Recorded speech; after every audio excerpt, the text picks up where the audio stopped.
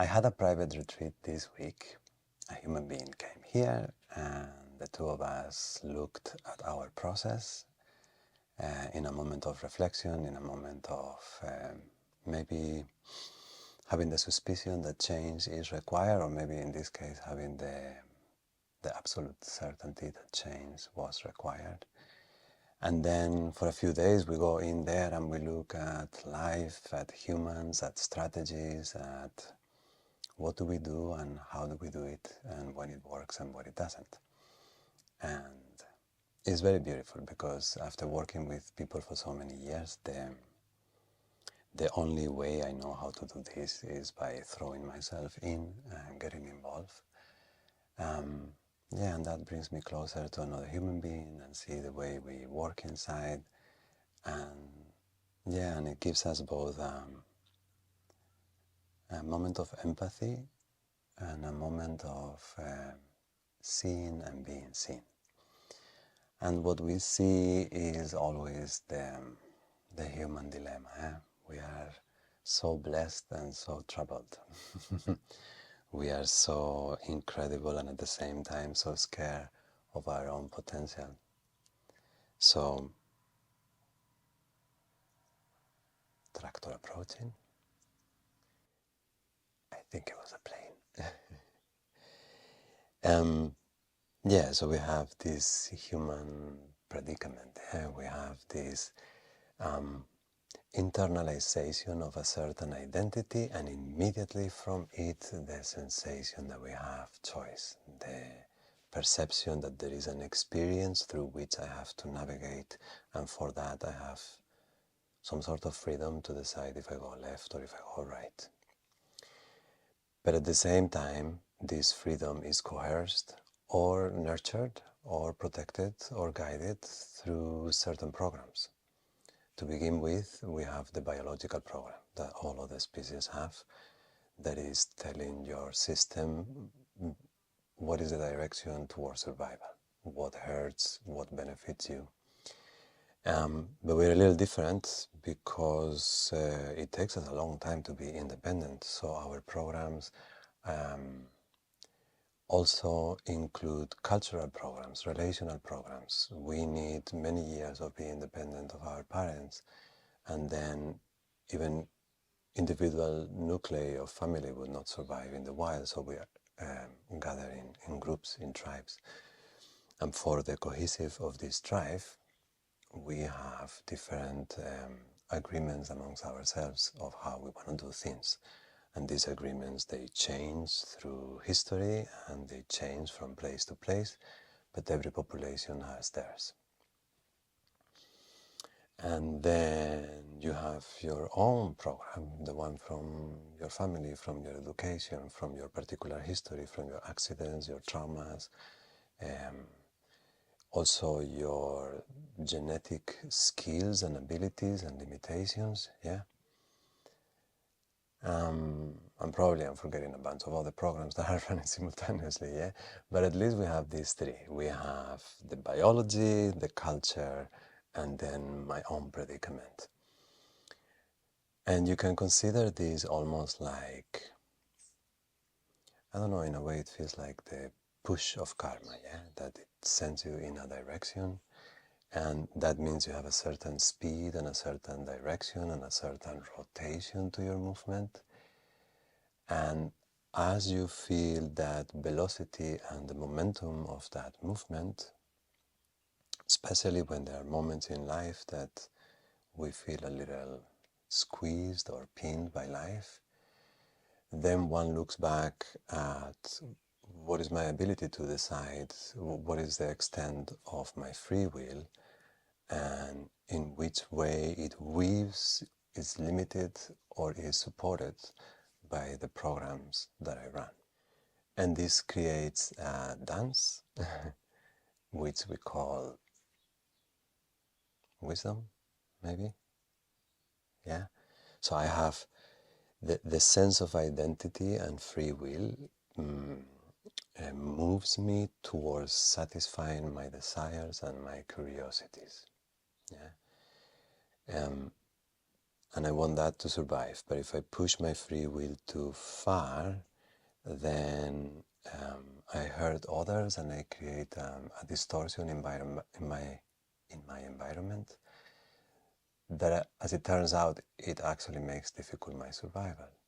So as I observe that, I understand that binding emotions and actions, what we call love,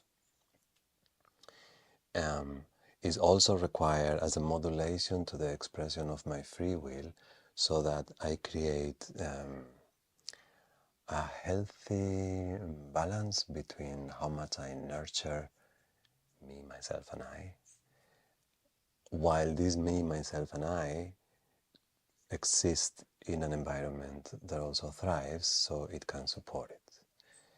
And this is a lifelong learning. Yeah, how much do I push? How much do I get? How much do I look at myself in the mirror? How much I give to others? How much I bend myself to the wills of others? And in this we have, through life, the continuous dance of our free will experience. To which extent is true, to which extent is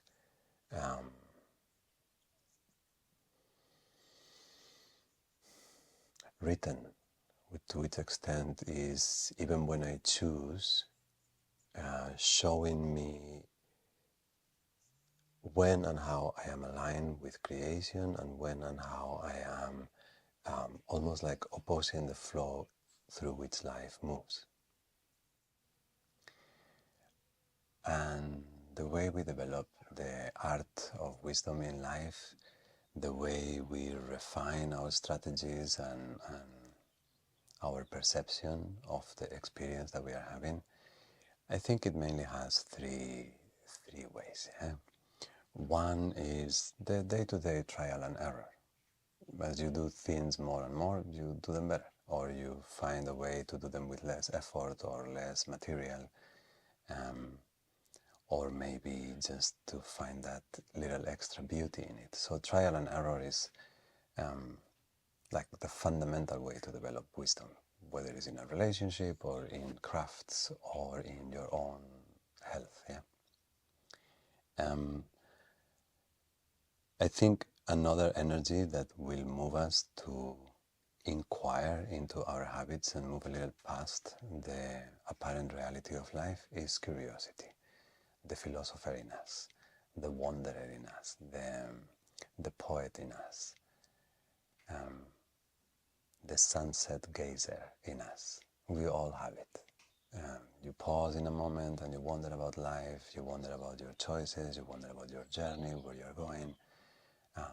So that is another moment where, beyond just the instant to instant analyze of your actions in life, or instant to instant allowing yourself to go with the flow depending what the situation is calling for, then these moments of reflection, of curiosity, of awe that sometimes naturally occur in our lives, if you lean on them, they can be more than a moment. They can be stepping stones and steps that ground a bigger shift. But for the most part, the biggest intensification, the speeding up of our understanding of life happens when we are suffering. It happens when we're stuck. It happens when our strategies do no longer work. I once was hungry, and my strategy to satisfy that need was to eat. And that's very simple. Every time I'm hungry, I eat. So that strategy was easy to set. But if it comes a time in life where my health is suffering, or I want to change my body's disposition, I want to gain muscle, I want to lose weight, I want to train for a particular event, a marathon, then maybe I need to change the way I eat, the content of my diet, the amount that I eat, the periodicity of my food. And then we realize in that moment that changing those habits is not as easy as eating when I'm hungry. There are the program of doing what I need in the moment has developed through my life, and at the time that I might need to transform some of the software, I actually need to look into how do I do that. Because if you have tried, it's not as easy as to simply eat when you're hungry. So here we see that some of the neurological pathways, some of the strategies to deal with day-to-day events and necessities have crystallized into a track. Yeah? And it's interesting because it can come in different parts for different people. A person might be super disciplined to change their physical patterns, their training patterns, their food patterns, but then maybe they have some communication issues, or maybe they are shy in relationships, or maybe they have I don't know, like a chronic feeling of isolation or loneliness, and there they find more difficult to change. Or maybe someone is really social and very easy to change their physical patterns, their ways of food, of eating, their health routines. But maybe they have an issue with finances, and it's really difficult for them to feel abundant and wealthy. So you see that each one of us in different areas of life, we will have issues that are very easy to shift, and then issues that kind of like they keep repeating in your field. They keep the light bulb keeps showing up in the dashboard. I was listening in one of the last episodes with Joe Rogan. There was Jensen Huang, I think his name is the CEO of NVIDIA. And I thought, wow, it's a powerful man. It's interesting to see who sits behind the name, yeah? And wow, it's an incredible origin story.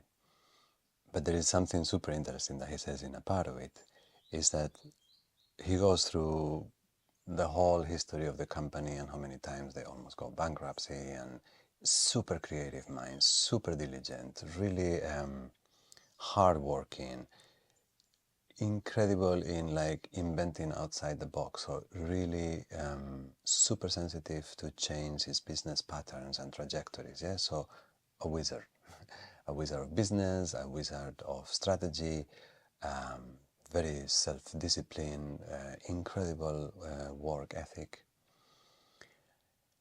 And then in a part of the interview, he is saying that still to this day, after 30 years, he said is the longest standing tech CEO. It's so stressful, the job, that it's almost not possible to do it for this long. Yeah? So this is the longest, 30 years. And to this day, what moves him is that every morning he wakes up and he feels anxious and insecure and terrified of failure. He has a sentence in his mind that says that there are 30 days away from closure. No matter what is the degree of success that his company might have in the world, both business and financial, from his perspective, he's always scared of failure. He's always insecure. He's always anxious. And somehow he has managed to turn this into a positive for him. But that's the life, you know.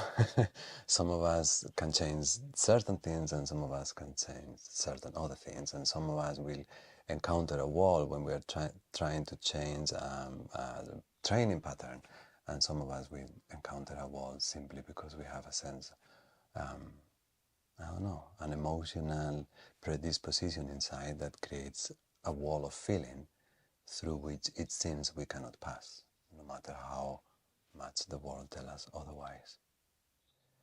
Yeah, like I said before, we get cornered, you know, like I'm not happy, or I'm not healthy, or I have everything and I'm not able to enjoy it, or I keep encountering myself hitting the same wall again and again, and I never have any cash.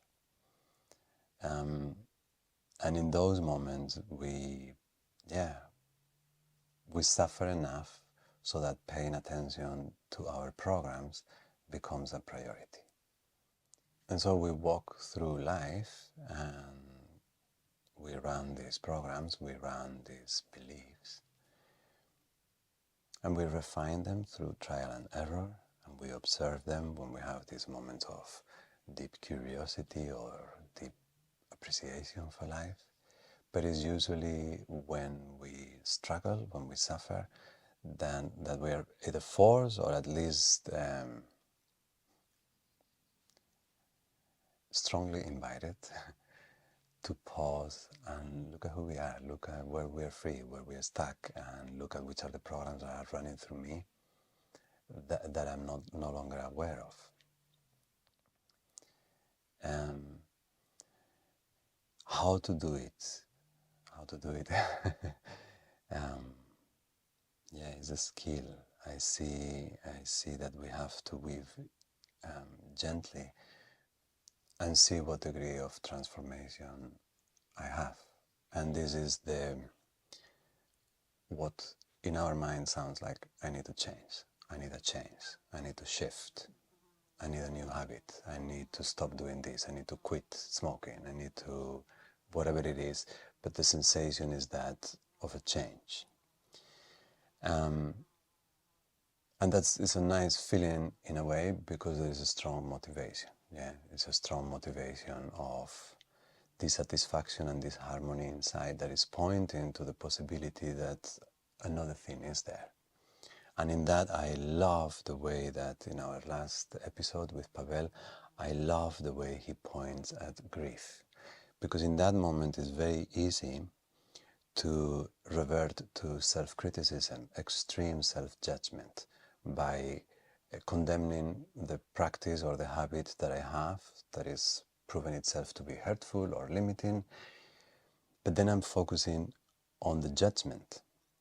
And Pavel was so beautiful in his recommendation. He says, look at the grief, because the grief is going to connect you with that that you're longing for.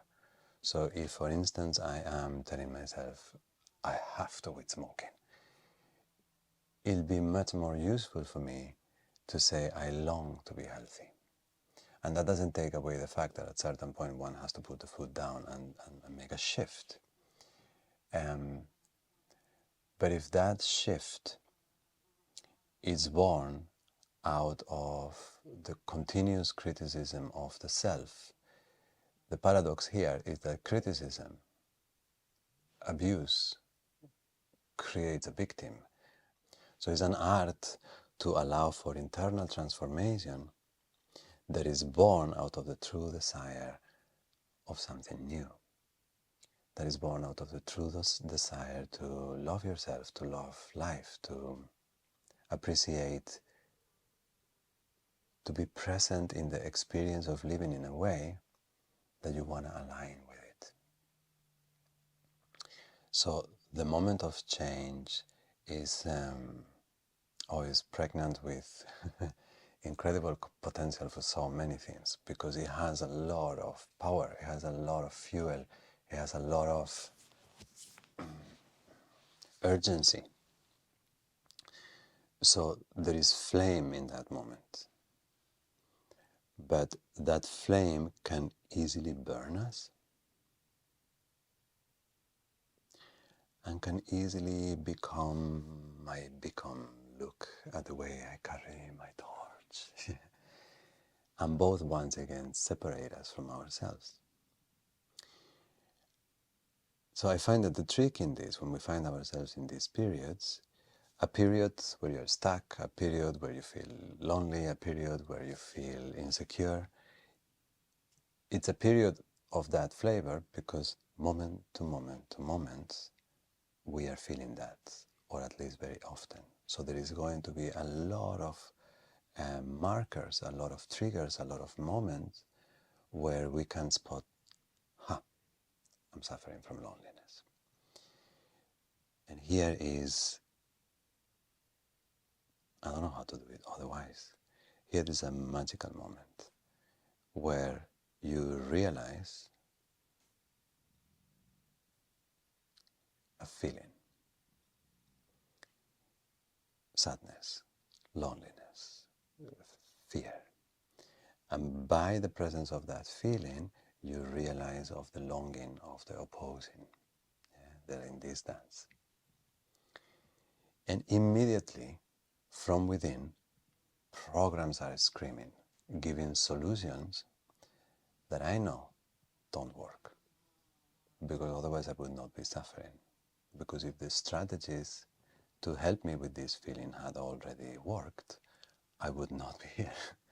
So therefore, the programs that come to solve the situation that I'm in, I know that they're obsolete. I might already have reasoned myself of which new programs I need to set in. Oh, I'm perfect the way I am. Abundance is everywhere. My body is healing. Yeah. The fact that my parents didn't treat me right doesn't mean that I'm not worth it. You might have the new programs ready to go, but they don't have space because the old ones, they're obsolete, but they're huge, they're oversized, they're blah, blah, blah. And because they have failed, they just go more noise. The sentence that didn't help you yesterday, the repetitive thought that didn't give you freedom nor solace, it wasn't enough yesterday, so what does it do today? Repeat it twice, 3 times, 4 times. If the narrative is that you're not good enough, yesterday was once, today is twice, tomorrow is 3 times. It comes to a point that is the only thing we hear. You're not good enough, you're not good enough, you're not good enough. So in that moment, it's unrealistic to think that we can simply shift to a new belief. So this is the magical moment. I find myself stuck.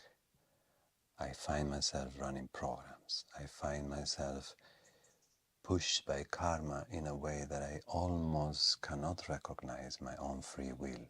I find myself going to the fridge for the 5th time when I have said I didn't want to. I find myself looking at the phone for the 10th time when I didn't want to. I see this narrative about my life, about my partner, about myself that I know is poisonous, toxic, and I don't want to. And immediately is going to come the self-correcting software that is going to criticize me for having done that. So in that moment, pause, drop to depth.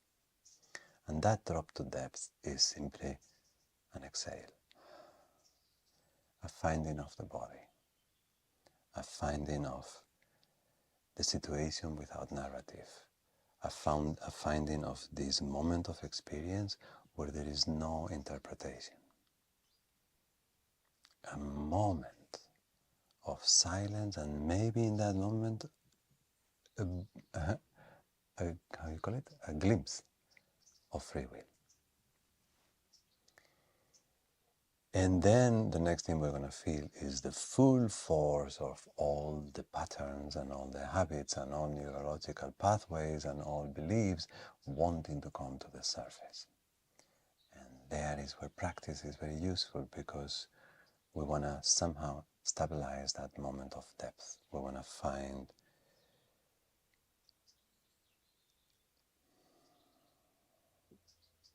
a ground. Not unmobile. Everything is moving all the time. A moving ground, bare ground. And exhale.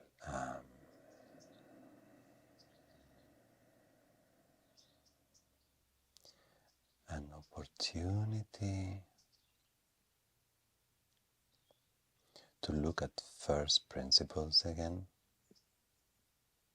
The CEO of NVIDIA, he said that about his company. They had been on the verge of failing so many times, and the way they had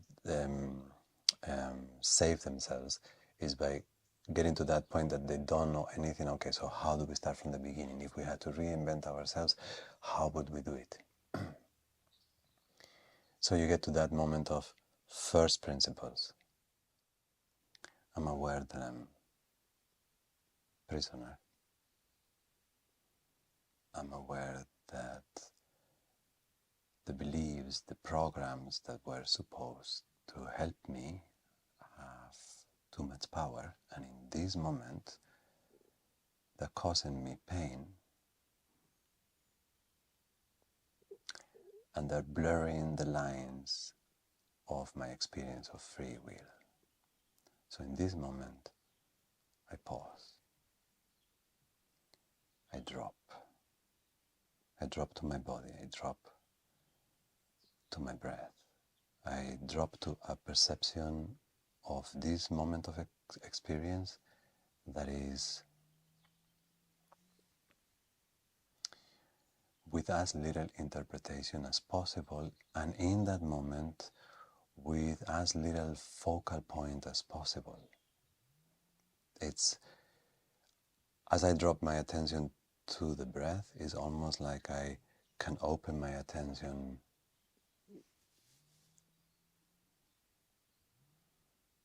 not from a different place than Igor, but from a different place in Igor, if that makes any sense. And there is a moment of silence there, sometimes very short, sometimes a little longer. And that moment of silence is the embryo, is the seed in where we can develop new narratives that once again support us. And it makes it easier when we practice. In my experience, this is the reason that I practice, because that pause, that moment where you drop to the depth of your full being, is not super easy to stabilize. The momentum of the programs, the intensity, the pressure of the collective, the fast pace that we are moving with now, where everything is really like so quick that it's really difficult to integrate your previous understanding, makes staying in this undefined silence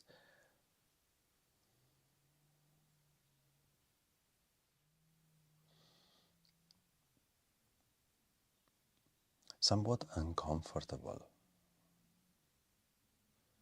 because it's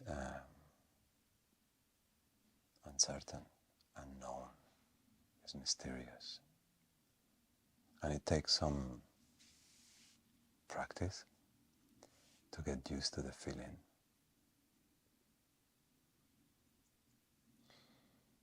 But when it comes to changes in life and moments and periods of transformation, I really don't know how to do it any other way. Whether we are talking about changing direction in this moment, about this exact perception about my disposition to this person that I don't like, and in that moment I feel myself reacting and I need to pause, drop, reorient. Or if we're talking about a longer period in a time in life that I need some new perspective, new direction, pause, drop to depth,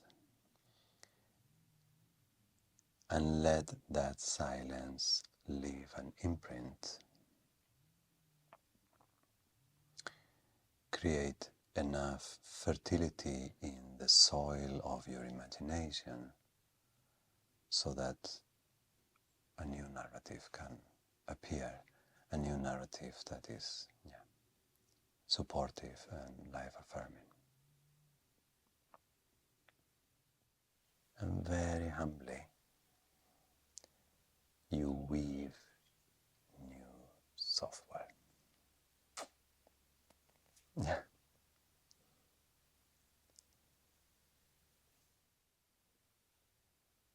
And then by having enough amount of those moments where I pause from the momentum that things are carrying me with, I clutch, I disengage from whichever gear I am, and I go to neutral.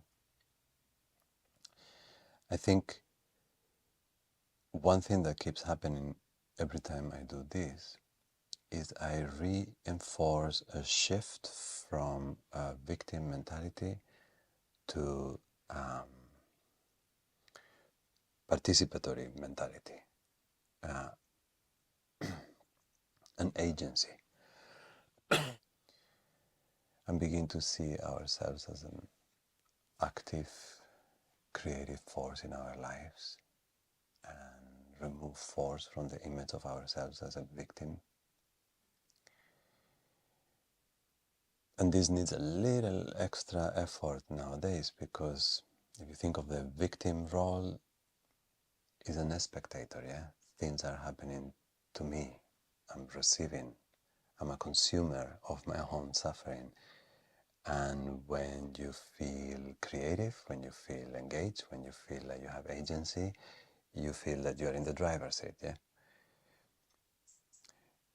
We have become all spectators. We have become all consumers. So there is a strong momentum now in all of our programs that we are at the receiving end.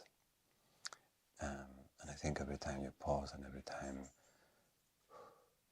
and you inquire, even if it is minimum, into how can I reinvent myself, how can you not even express your full potential if you don't want to take it to the point that creates pressure, but how do you be you? Just you, no more, no less. And that's a creative question that has a creative answer. And that it also has a receptive answer, but it receives from source, not just from a very narrowed down, constricted, chewed up version of what source needs to feel like for you that is outdated and no longer serving you.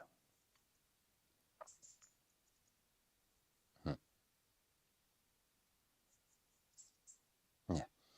If you want to go deeper into this, next weekend I have an event down here in Portugal, a practice weekend.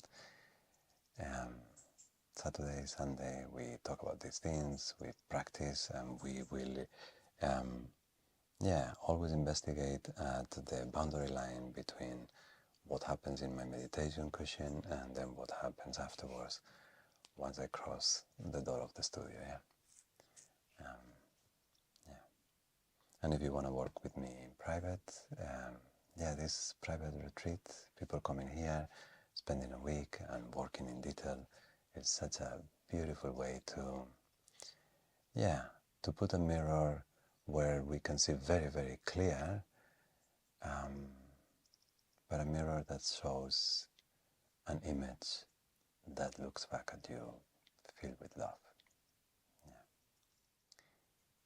And here in the podcast, next episode will be a meditation practice where we observe that moment, the moment where we get stuck, we drop, and we find a little silence inside.